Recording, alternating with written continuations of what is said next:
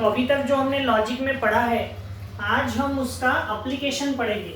Logic हमने पढ़ लिया, ठीक है, स्टेटमेंट पढ़ा, स्टेटमेंट के टाइप्स पढ़ा, ट्रूथ टेबल बनाना पढ़ा, ठीक है, लॉजिकल इक्विवेलेंस पढ़ा।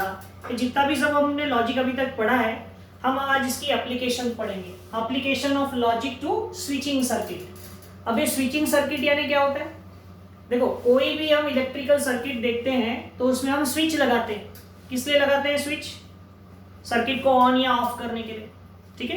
तो ये ऑन या ऑफ करने के लिए जो स्विच हम लगाते हैं, अगर मान लो किसी सर्किट में एक से ज्यादा स्विचेस होता है ऐसा कई बार कि there are number of switches, तो ऐसे सर्किट को जिसमें कि नंबर ऑफ स्विचेस है उसे हम स्विचिंग सर्किट कहते हैं, ठीक है। तो लॉजिक का कैसे यूज करेंगे? लॉजिक का ये स्विचिंग सर्किट्स में क्या यूज होगा? तो होता क्या है, देखो, जब आप कोई सर्किट डिजाइन करते हैं तो हर चीज के लिए अलग अलग स्विच लगा रहे हैं अगर आप, तो क्या होगा? कॉस्टिंग बढ़ेगी। जितनी ज्यादा स्विच आप लगाओगे उतनी कॉस्टिंग बढ़ेगी। तो हम उसकी कॉस्टिंग को मिनिमाइज करना चाहते हैं, लेकिन काम भी वही होना चाहिए जो पहले हो रहा था। ऐसा नहीं कि चलो 2 इंस्ट्रूमेंट कम कर दो, नहीं, काम उतना ही होना चाहिए लेकिन कम स्विचेस में होना चाहिए। तो ये कैसे कर सकते हैं? तो ये हम लॉजिक का इस्तेमाल करके उसको कर सकते हैं।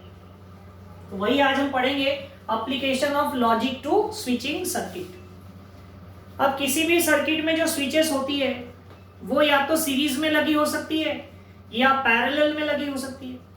तो स्विच अगर सीरीज में लगी है तो उसका क्या मतलब है, और स्विचेस अगर पैरेलल में लगी है तो उसका क्या मीनिंग है, ठीक है। ये 2 चीजें हमें डिस्कशन करनी है। तो पहली हम बात करते हैं switches in series. Switches in series, ठीक है। तो स्विचेस इन सीरीज में क्या होगा? हम ऐसी 2 स्विच ले लेते हैं। मान लो ये एक स्विच है और ये एक स्विच है, और यहां पर एक ऐसा सेल लगा दिया और ये एक लैंप लगा दिया। ये सेल है, इससे करंट फ्लो होगा। अगर दोनों स्विचेस यहां पर हम क्लोज करते हैं, ऑन करते हैं, तो ये लैंप जलेगा। तो इन स्विच को नाम दे देते हैं। एक को नाम दे दिया स्विच 1, स्विच 2, S1, S2। अगर ये दोनों स्विच को आपने ऑन किया यानी क्लोज किया तो ही करंट फ्लो होगा, नहीं तो करंट फ्लो होने वाला नहीं है। मान लो आपने इसको क्लोज कर दिया, इसको ओपन रखा, तो करंट नहीं जाएगा क्योंकि रास्ता खुला हुआ है। आपने इसको क्लोज कर दिया, इसको ओपन रखा, तो भी करंट नहीं जाएगा। दोनों को ओपन रखा तो करंट जाने का सवाल ही नहीं है। जब तक कि आप दोनों को क्लोज नहीं करते हैं, करंट विल नॉट फ्लो। तो करंट के फ्लो होने के लिए दोनों स्विचेस का क्लोज होना जरूरी है। तो ये किस तरह से, जैसे हम लॉजिक में पढ़े ना, एंड ऑपरेशन, एंड ऑपरेशन में पढ़ते थे, जब तक दोनों स्टेटमेंट ट्रू ना हो आंसर ट्रू नहीं आता था। तो ये बिल्कुल उसी तरह से दिख रहा है। तो लॉजिक का जो एंड है वो सर्किट में सीरीज कॉम्बिनेशन से रिप्रेजेंट होता है 2 स्विचेस के। तो यहाँ 2 स्विचेस थी, एक थी S1 और एक है S2। तो हम कहते हैं लेट T, एक स्टेटमेंट है स्विच S1 इज क्लोज्ड। ऐसा हम इसको स्टेटमेंट के फॉर्म में लिख लेते हैं कि P क्या स्टेटमेंट है? Switch S1 is closed. Close मतलब ऑन, क्लोज का मतलब होता है ऑन। और Q, switch S2 is closed, या फिर उसको हम कह सकते हैं ऑन। तो इसको अगर हमको इसका स्विचिंग टेबल बनाना है, क्या बनाना है? स्विचिंग टेबल, कि कब लैंप ऑन होगा और कब लैंप ऑन नहीं होगा, ये बताने के लिए टेबल हमें बनाना है। तो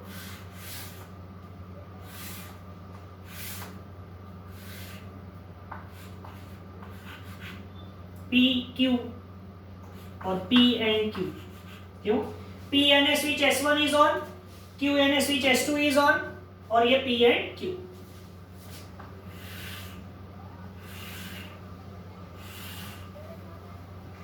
होगा ऐसा?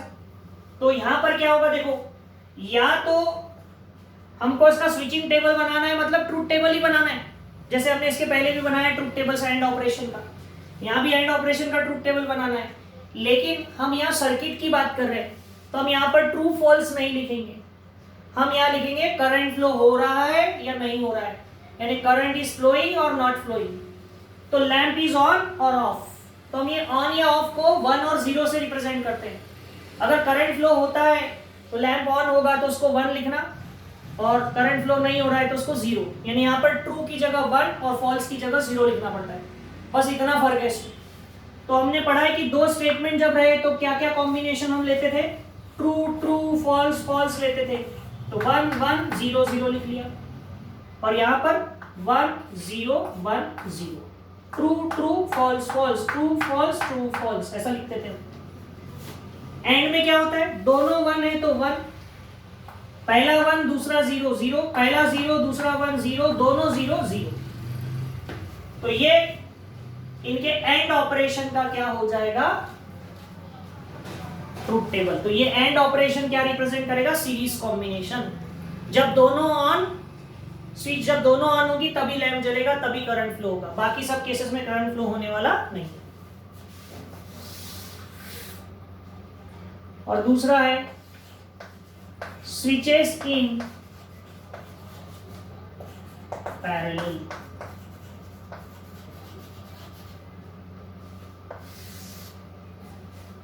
स्विचेस इन पैरेलल,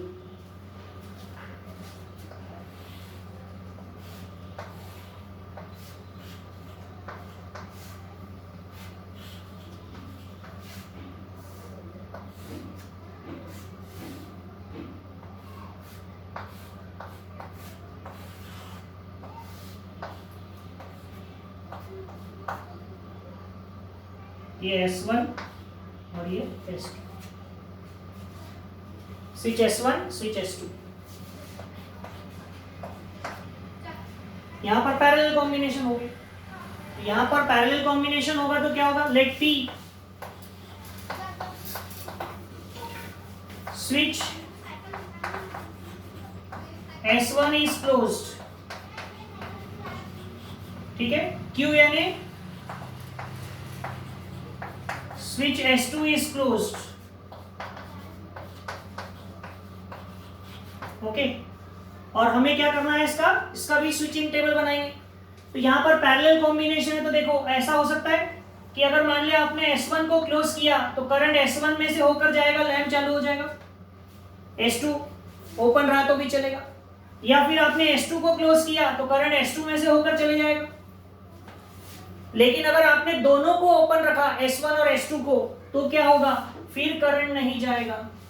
और अगर आपने दोनों को क्लोज कर दिया तो करंट दोनों में से जाएगा, इधर से भी जाएगा और इधर से भी जाएगा। इसका मतलब क्या है, ये कैसा बिहेव कर रहा है, जैसे ये एंड ऑपरेशन जैसा बिहेव करता था, ये और ऑपरेशन के जैसा बिहेव करेगा। देखो कैसे,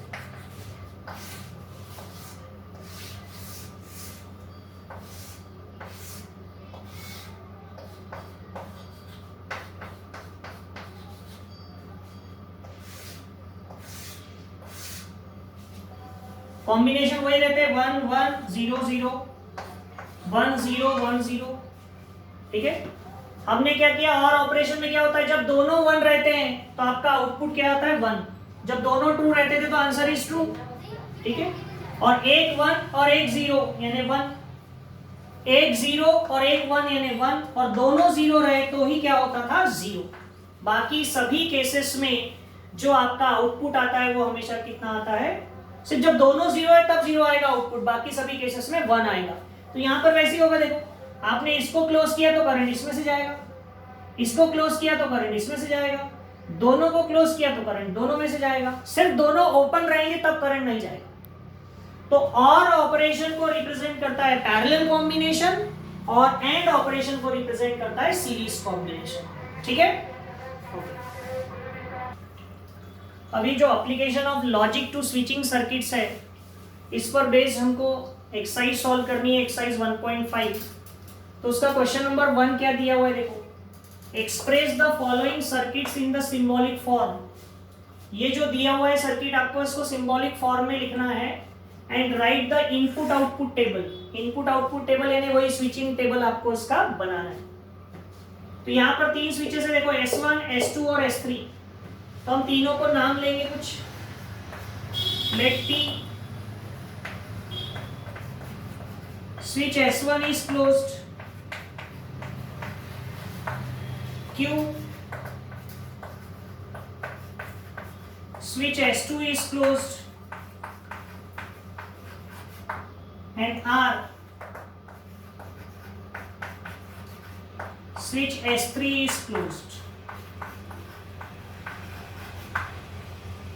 हमने 3 स्विचेस ली थी, S1, S2 और S3.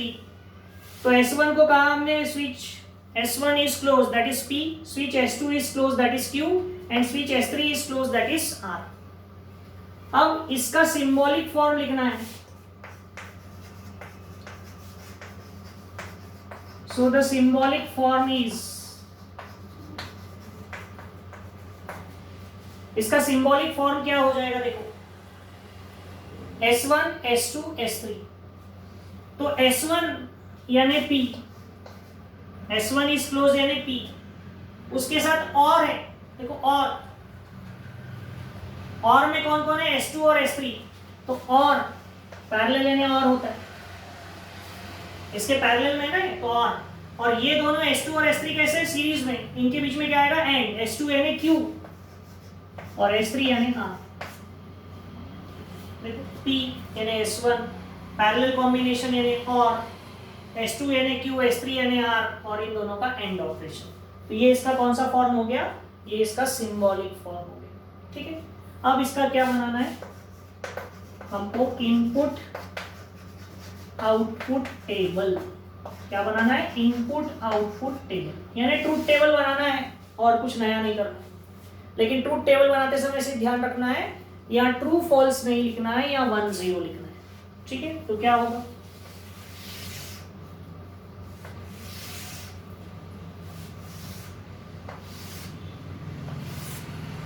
ये हो गया P, Q, R. यहाँ आएगा Q एंड R, और यहाँ आएगा P और Q एंड R. ठीक है, और इंट्रीज कितनी आएंगी, 8, क्योंकि 3 स्टेटमेंट है P, Q और R.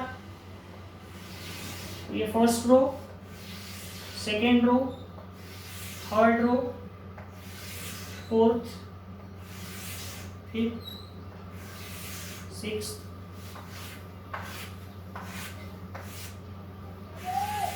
सेवन, ठीक है. तो इन 3 स्टेटमेंट्स में हम ट्रू फॉल्स वाला कॉम्बिनेशन यहाँ नहीं लिखेंगे, यहाँ स्विचिंग टेबल बना रहे हैं, इनपुट आउटपुट टेबल बना रहे हैं, तो 1 और 0 का कॉम्बिनेशन लिखेंगे. तो पहले इसमें 1 1 1 0 0 0 0, 8 एंट्रीज में ऐसे लिखते थे ना, 4 ट्रू 4 फॉल्स, तो 4 1 4 0. फिर यहाँ 1 1 0 0 1 1 0 0, और यहाँ पर 1 0 1 0 1 0 1 0.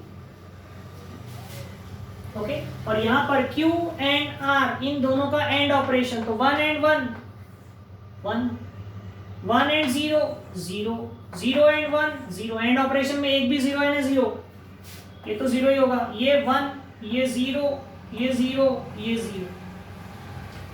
और यहाँ पर P और Q एंड R, इन दोनों का और ऑपरेशन है, और 1 और 1 1, 1 और 0 1, 1 और 0 1, 1 और 0 1, 0 और 1 1, 0 और 0 0, 0 और 0 0, 0 और 0 0. ठीक है, तो इस तरह से आपको ये इनपुट आउटपुट टेबल इसका मिलेगा. तो इस तरह से आपको ये क्वेश्चन सॉल्व करना है, फर्स्ट का फर्स्ट. ओके, अभी देखो ये सेकेंड, इसका एक थर्ड क्वेश्चन और देखते हैं, बाकी के फिर आप सॉल्व करेंगे. यहाँ पर ऐसा एक सर्किट दिया हुआ है, इसमें देखो S1 है, S2 डैश है, S3 है. तो let P switch S1 is closed. ठीक है, फिर S2 नहीं है, S2 डैश है. तो S2 डैश यानी क्या होता है, निगेशन. जब भी डैश रहा तो उसका निगेशन लिखना. S2 यानी Q, तो यहाँ निगेशन Q लिखना. क्या, switch S2 dash is closed. और S3 यानी क्या R, switch S3 is closed, और S3 डैश यानी क्या negation R, switch S3 dash is closed. Okay, तो हमने लिख लिया P negation Q, R negation R।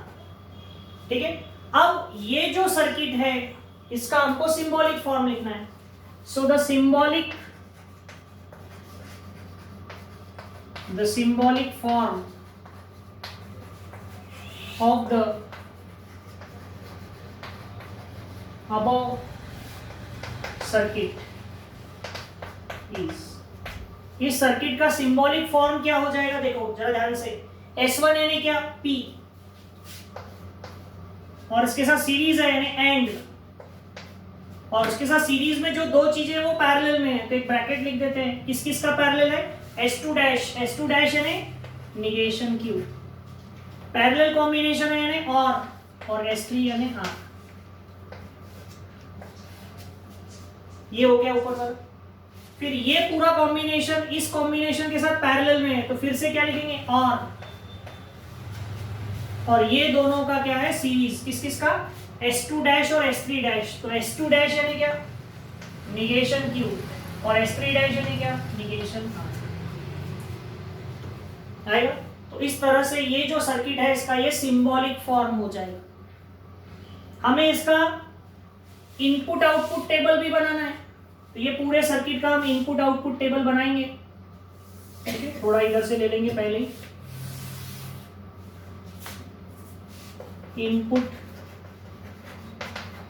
Output table,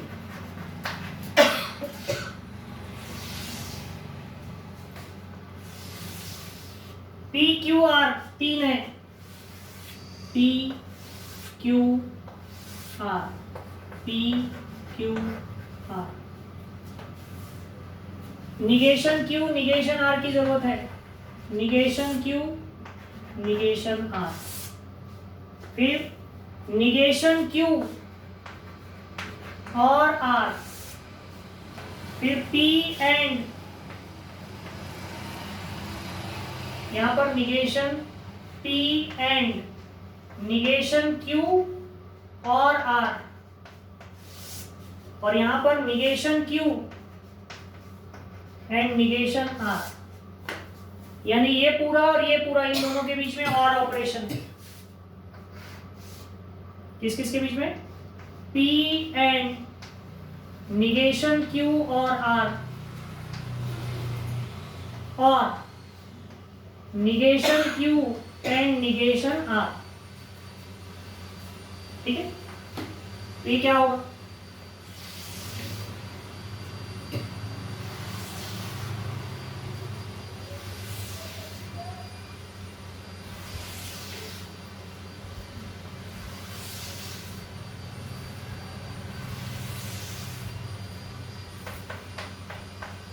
आठ एंट्रीज आएगी ना, क्योंकि 3 स्टेटमेंट रहे तो 8 पॉसिबल एंट्रीज आती है। और हमको पता है जब 8 पॉसिबल एंट्रीज रहे तो क्या लिखते हैं, 1 1 1 0 0 0 0, 4 1 4 0, फिर 2 1 2 0 2 1 2 0, फिर 1 0 1 0 1 0 1 0। ठीक है, अब निगेशन Q, तो इसका निगेशन 0 0 1 1 0 0 1 1, फिर निगेशन R यानी 0 1 0 1 0 1 0 1। बाद में निगेशन Q R, इन दोनों का और ऑपरेशन, तो 1 0 0 0 1 1 1 1 0 1 1 0 1 0 0 0 1 1 1 1 0 1। फिर ये निगेशन Q और R जो है और ये जो P है, इन दोनों का and 1 and 1 1 1 and 0 1, 1 and 1 1, 1 and 1 1, 0 and 1 1, 0 and 0 0, 0 and 1 1, 0 and 1 1, ठीक है। और फिर ये negation Q and negation R, इन दोनों का and operation, 0 and 0 0, 0 and 1 0, 1 and 0 0, and operation में 0 होता है, 1 and 1 सिर्फ 1 होता है, ये 0, 0 and 1 0, 1 and 0 0, 1 and 1 1, ठीक है। और फिर इन दोनों का कौन सा ऑपरेशन लेना है, और ये आएगा 1, ये भी 1, ये भी 1, ये भी 1, ये भी 1, ये 0, ये 1 और ये 1, ठीक है। तो ये क्या बन जाएगा इसका इनपुट आउटपुट टेबल। तो इस तरह से आपको इस एक्सरसाइज के पहले क्वेश्चन के पूरे क्वेश्चन सॉल्व करने हैं, ओके। और बाद का जो पोर्शन है क्वेश्चन नंबर 2 ऑनवर्ड्स, वो हम हमारी नेक्स्ट क्लास में डिस्कशन करेंगे, ठीक है।